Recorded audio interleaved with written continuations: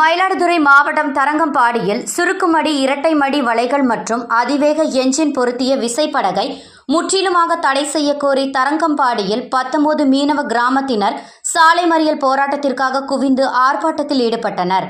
மீன்வளத்துறை அதிகாரிகள் பேச்சுவார்த்தை நடத்தினர்.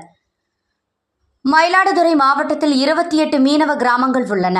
இதில் மாவட்ட தலைமை கிராமமான தரங்கம்பாடி மீனவ கிராமம் தலைமையில் 19 மீனவ கிராமங்கள் சுருக்குமடி வலைக்கு எதிர்ப்பு தெரிவித்து முற்றிலுமாக தடை செய்ய வலியுறுத்தி பல கட்ட போராட்டங்களை நடத்தி வருகின்றனர்.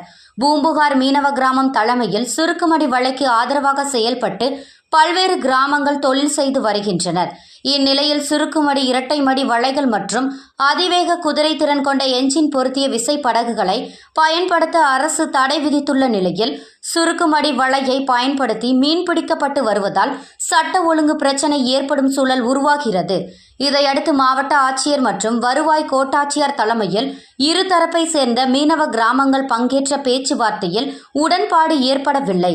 இந்நிலையில் சுருக்குமடி இரட்டைமலை மற்றும் அதிவேக குதிரை திறன் கொண்ட என்ஜின் பொருத்திய விசை படகுகளை முற்றிலுமாக தடை செய்ய வலியுறுத்தி இன்று மாவட்ட தலைமை மீனவ கிராமம் தரங்கம்பாடியில் தரங்கம்பாடி தலைமை மீனவ பஞ்சாயத்தாரர்கள் தலைமையில் 19 மீனவ கிராமத்தினர் சாலை மறியல் போராட்டம் நடத்தப் போவதாக அறிவித்து தொழில் மறியல் செய்து கடைகளை அடைத்து தரங்கம்பாடி கடைவீதியில் பெருந்திரளாக திரண்டு ஆர்ப்பாட்டம் செய்து கண்டன உரையாற்றினர். தொடர்ந்து சாலை மறியல் போராட்டத்தில் ஈடுபட உள்ளதாக தெரிவித்த நிலையில் மீன்வளத்துறை இணை இயக்குனர் இளம்வழுதி தலைமையில் அதிகாரிகள் மற்றும் போலீசார் பேச்சுவார்த்தை நடத்தி வருகின்றனர். இந்த போராட்ட அறிவிப்பை ஒட்டி மயிலாடுதுறை, திருவாரூர், நாகை மாவட்டத்தை சேர்ந்த போலீசார் 200க்கும் மேற்பட்டோர் குவிக்கப்பட்டுள்ளனர்.